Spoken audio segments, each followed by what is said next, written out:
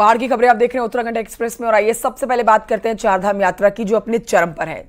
चारों धामों में भक्तों का सैलाब पहुंचा हुआ है। वहीं आपको बताएं कि सबसे ज्यादा यात्री जो हैं, सबसे ज्यादा तीर्थ यात्री केदारनाथ धाम पहुंच रहे हैं। केदारनाथ में 15 दिन के अंदर ही 4.5 लाख श्रद्धालु बाबा केदार के दर्शन कर चुके हैं और 30,000 यात्री हर दिन बाबा के दर्शन करने के लिए धाम पहुंच रहे हैं। वहीं आपको बताएंगे तीर्थ यात्रियों का भारी जमावड़ा जो लगा हुआ है उत्साहित बनाता है इस यात्रा को। तीर्थ यात्रियों की भारी भीड़ से यात्रा में जुड़े हुए कारोबारी जो हैं वो काफी खुश नजर आ रहे हैं। तो केदारनाथ धाम में बाबा के दर्शन करने के लिए सबसे ज्यादा भक्त पहुंचे हैं। हर दिन 30,000 से जो ज्यादा हैं यात्री पहुंच रहे हैं चारधाम यात्रा के दर्शन में। सिर्फ केदारनाथ धाम में, चारों धामों में इस समय भक्तों का सैलाब उमड़ा हुआ है। तीर्थ यात्रा केदारनाथ धाम पहुंच रहे हैं भक्त सबसे ज्यादा। 15 दिन के अंदर 4.5 लाख श्रद्धालु बाबा केदार के दर्शन कर चुके हैं। 30,000 यात्री जो हैं हर दिन बाबा के दर्शन करने के धाम पहुंच रहे हैं। संदीप हमारे सहयोगी फोन लाइन पर इस समय मौजूद हैं। तकनीकी थोड़ी सी गड़बड़ी है, इस वजह से फोन लाइन पर उनको ले रहे हैं। तस्वीरें हमारे सहयोगी दिखाएंगे जैसे वो तकनीकी गड़बड़ी खत्म होती है। तो संदीप देखिए, ये तस्वीरें जो हम दिखा रहे हैं, यहाँ पर भारी भीड़ है जो पहुंच रहे हैं लोग दर्शन करने के लिए। सबसे ज्यादा केदारनाथ में दर्शन करके भक्त लौटे हैं। हर दिन 30,000 से ज्यादा यात्री पहुंच रहे हैं।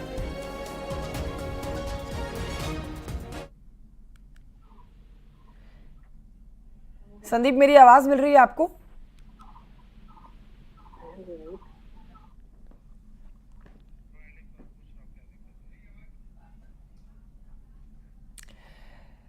तो पहाड़ी इलाका है देखिए, और मौसम भी वैसे तो सुहाना है लेकिन हर पल बदलता रहता है। हमारे सहयोगी वहां से आपको लाइव तस्वीरें दिखाएंगे जिनसे हम संपर्क कर रहे हैं, क्योंकि हर दिन 30,000 से ज्यादा यात्रियों का पहुंचना अपने आप में एक बड़ा रिकॉर्ड है। अब तक लाखों यात्री जो हैं 15 दिन में दर्शन करके जा चुके हैं। फोन लाइन पर इस समय मौजूद है संदीप, जानकारी दीजिए। तस्वीरें जो हम दिखा रहे हैं वो बहुत ही सुंदर है। दूर दराज राज्यों से पहुंचे हुए, अलग अलग देशों से भी पहुंचे हुए जो यहाँ पर भक्त हैं बाबा के दर्शन करके लौट रहे हैं। एक नया रिकॉर्ड स्थापित कर दिया है इस बार यात्रा ने।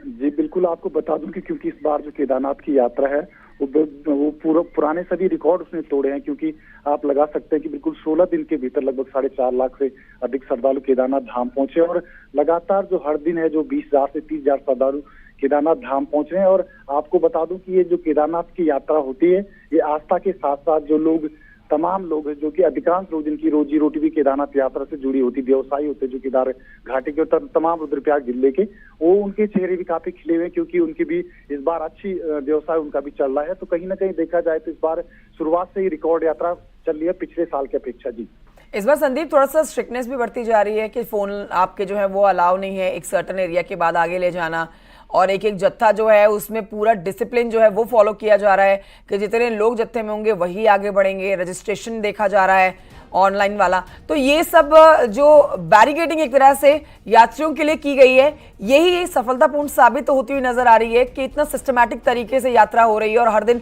लाखों की संख्या में 15 दिन में यात्री जो है वो दर्शन करके गए हैं और हर दिन हजारों की संख्या में दर्शन करके लौट रहे हैं। संदीप जी जी जी बिल्कुल, मैं आपको बता दूं कि वो शुरुआत थी केदारनाथ यात्रा की, वो काफी दिक्कतें शुरू में हुई थी, अव्यवस्थाएं सामने आई थी और लगातार अब धीरे धीरे प्रशासन द्वारा व्यवस्थाएं बनाई जा रही है वहाँ पे। और जो आप मोबाइल की बात करें जो कि बैन किया गया है, वहाँ पे तमाम अव्यवस्थाएं हुई थी मोबाइल से और अब उसको बैन कर दिया गया। लगभग 50 मीटर के दायरे में मोबाइल लाना वर्जित है वहाँ पर और अब धीरे धीरे वहाँ पे व्यवस्थाएं पटरी पर उतर रही है, जिससे यात्रा भी अब बेहतर चल रही है। जी शुक्रिया आपका संदीप जानकारी के लिए।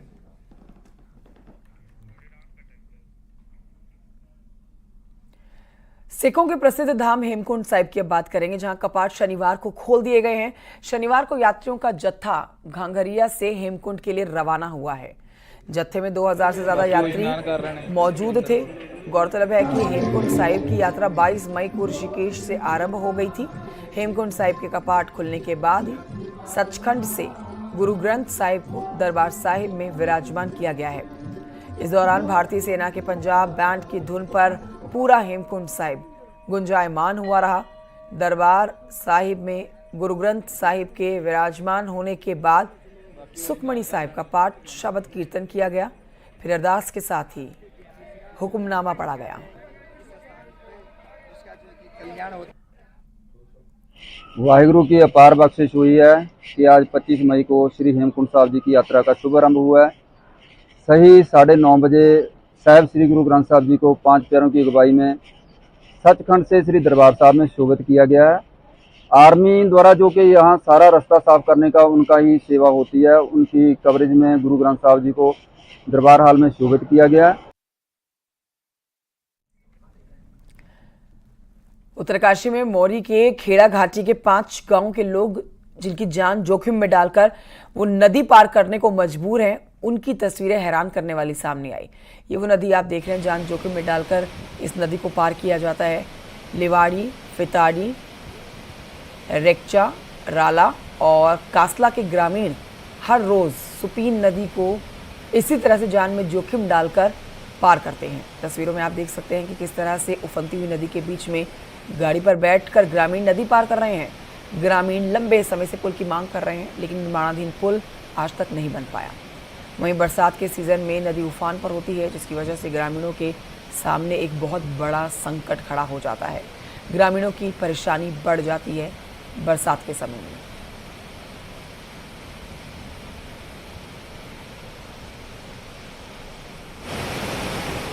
और आइए सीधे लिए चलते हैं आपको बलबीर हमारे सहयोगी इस समय लाइव मौजूद है उत्तरकाशी से।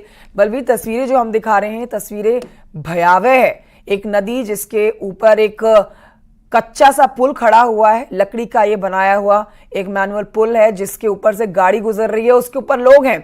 तो ये तो जान जोखिम में डाल के रास्ता पार करने वाली एक तस्वीर है। क्यों यहाँ पर पुल बनता हुआ नजर नहीं आ रहा है? क्या यहाँ के लोग कह रहे हैं? क्या उनकी शिकायतें हैं बलबीर? बिल्कुल, मोरी प्रखंड से ये तस्वीरें सामने आई है और ये सुपीन नदी पे ये पुल बना हुआ 5 गांवों को जोड़ता है और लंबे समय से जो ग्रामीण है पुल की मांग कर रहे हैं। जो पुल है ये बिल्कुल जो संस्था है पीएमजीएसवाई की, वो इस पुल को बनाने का काम देख रही है। आगे पे निर्माणाधीन कार्य है, पर लंबे समय से ये पुल नहीं बन पाया है। और अब जब जो गर्मी बढ़ रही है, जो सुपीन नदी का जलस्तर बढ़ चुका है, तो आप देख सकते हो कि किस तरह से जान जोखिम में डाल के ग्रामीण जो नदी है उसको वाहन में बैठ के पार कर रहे हैं। तो समस्याएं विकराल है और अगले 4 से 5 जो माह रहेंगे वो ग्रामीणों के लिए बड़े मुश्किल भरे रहेंगे, क्योंकि जो ग्रामीणों के जो रास्ते होते हैं वो पूरी तरह से बह जाते हैं और जिससे जो ग्रामीण है जान जोखिम में डाल के ट्रोली या फिर अन्य जो उनके पास साधन है उससे नदी पार करते हैं। तो अगले 4 से 5 माह जो ग्रामीण है पिछले कई सालों से भारी परेशानियों का सामना उन्हें करना पड़ता है और ग्रामीणों का यही कहना है प्रशासन से कि जो खाद्यान्न है जो व्यवस्था हो जानी चाहिए तो वो अभी तक नहीं हो पाई है। तो जो खाद्यान्न संकट भी गांव में गहराने लगा, तो खाद्यान्न की मांग ग्रामीण कर रहे हैं और जो कंपनी है, जो संस्था है, कार्य संस्था, उससे खासे नाराज ग्रामीण है। और पिछले साल हमने देखा था कि बड़ी परेशानियों का सामना ग्रामीणों को करना पड़ा था, क्योंकि ये जो पुल है ये भी नदी का जलस्तर बढ़ते ही बह जाएगा। तो आने वाले जो 4 से 5 माह जो रहेंगे या बरसात के, उसमें जो यहाँ के जो 5 गांव के जो ग्रामीण है उन्हें भारी परेशानियों का सामना करना पड़ेगा। फिलहाल जो ग्रामीण है वो खाद्यान्न व्यवस्था की मांग प्रशासन से कर रहे हैं। जी, शुक्रिया आपका बलबीर परमार जानकारी के लिए। और आइए आगे बढ़ते आपको बताते हैं सरकार किसकी बनेगी और देवभूमि से 5 सांसद कौन होंगे, ये 4 जून को पता चल जाएगा। लेकिन बीजेपी उम्मीदवार अजय भट्ट का कहना है कि अब तक हुई वोटिंग में मोदी सरकार बन चुकी है, बहुमत मिल चुका है। तो कांग्रेस का कहना है कि 4 जून का इंतजार करें, नतीजे सामने होंगे।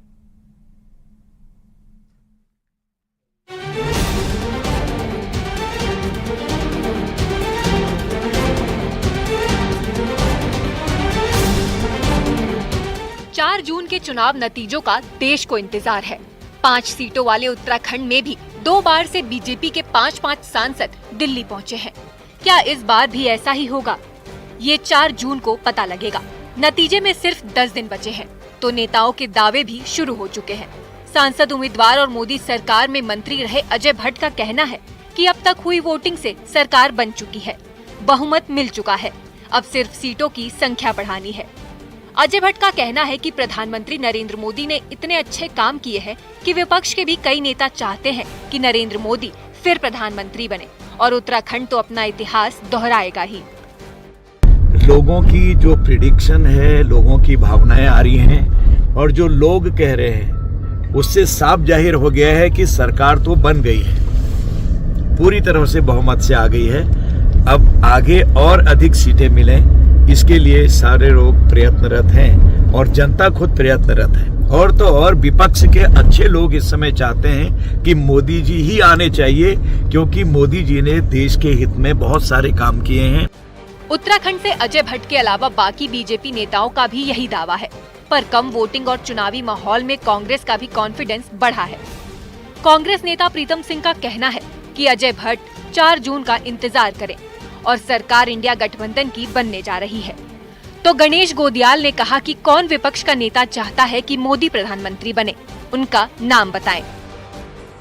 तो इंतजार कीजिए 4 जून का, लेकिन लगता नहीं है जो रुख दिखाई दे रहा है। जिस तरीके से इंडिया गठबंधन के नेताओं के जनसभाओं में हजूम आ रहा है, उससे लगता है कि सत्ता परिवर्तन होगा। अगर उनके पास इस प्रकार के प्रमाण है कि किसी विपक्ष के नेता ने, बड़े नेता ने इस बात को कहा है, तो उसको उजागर करें वो। बहरहाल ये किसको प्रधानमंत्री बनाना है, ये अधिकार देश की जनता के हाथों में निहित है और देश की जनता फिलहाल इसी प्रोसेस से, चुनाव के प्रोसेस से गुजर रही है। उत्तराखंड में चुनाव पहले चरण में हो चुका था और वोटिंग के बाद सियासी माहौल सुस्त पड़ा था, लेकिन अब जबकि सिर्फ 10 दिनों का वक्त बचा है तो जीत हार के दावों का दौर शुरू हो चुका है और सियासत गरमाने लगी है। न्यूज़ 18 के लिए देहरादून से दीपांकर भट्ट की रिपोर्ट।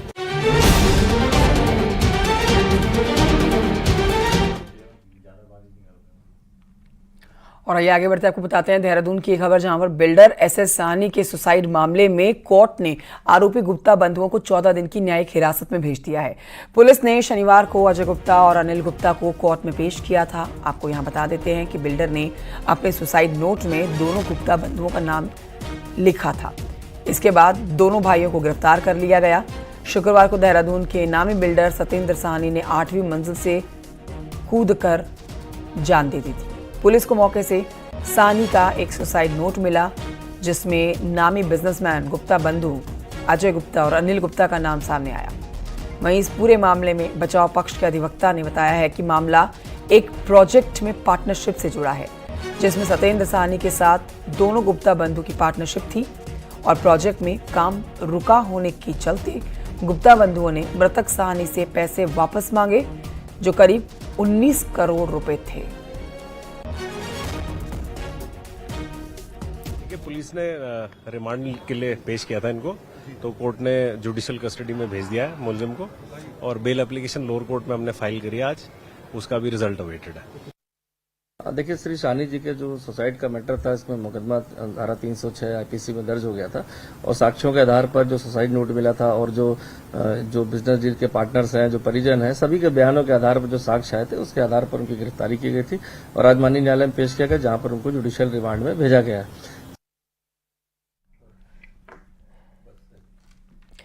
एनजीटी के आदेशों पर देहरादून की रिस्पना नदी किनारे बसे हुए करीब 525 घरों को हटाने की प्रक्रिया शुरू हो जाएगी। सोमवार से शुरू होने जा रही इस प्रक्रिया के लिए नगर निगम, जिला प्रशासन और पुलिस के बीच एक मीटिंग हुई है। देहरादून की 27 बस्तियों में साल 2016 के बाद निर्माण हुए करीब 525 भवनों को एनजीटी कोर्ट के आदेश पर चिन्हित किया गया, जिनको सोमवार से हटाने की प्रक्रिया शुरू कर दी जाएगी। इस कार्रवाई के लिए एसएसपी अजय सिंह और निगम के साथ ही प्रशासन के अधिकारियों की मीटिंग हुई है, जिसमें कार्रवाई को लेकर रणनीति तैयार की गई है।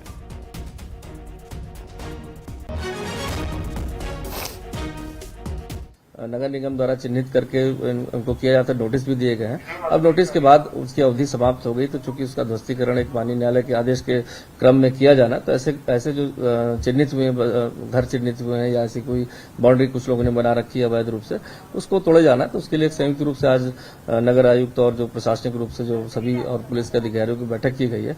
चूंकि आदेशों का पालन भी होना है, तो उस पालन को कराए जाने के लिए कैसे उसको किया जाए आगे, इसलिए एक बैठक का आयोजन किया गया था। और सोमवार से इस पर जो है हमारी संयुक्त रूप से सारी टीम जो है इस पर कार्य करेगी। और ये आपको दिखाते हैं पहाड़ की 10 बड़ी खबरें पहाड़ टॉप 10 में। उत्तरकाशी में यमुनोत्री धाम के यात्रा पड़ाव बहरम खाल में एटीएम खराब है, जिसकी वजह से तीर्थयात्रियों को भारी परेशानी हो रही है। हरिद्वार में पुलिस ने चारधाम यात्रा के फर्जी रजिस्ट्रेशन करने वाले के खिलाफ कार्रवाई की है। अब तक अलग अलग थानों में 8 केस दर्ज। केदारनाथ में रील्स बनाने पर पुलिस ने एक्शन लिया है और अब तक सोशल मीडिया के लिए वीडियो बनाने वाले 84 लोगों के चालान काटे हैं। रुद्रप्रयाग जिला मुख्यालय में पानी का संकट गहरा रहा है। आरोप है कि जल संसाधन की लापरवाही के चलते पानी की आपूर्ति नहीं हो पा रही है। जोशीमठ के पीपलकोटी में व्यापारियों ने नगर क्षेत्र में बिजली पानी की समस्याओं पर चर्चा की है। उत्तरकाशी मरकायदा गांव के ग्रामीणों ने डीएम से मुलाकात की और राजकीय प्राथमिक विद्यालय कायदा में शिक्षकों की नियुक्ति की मांग की।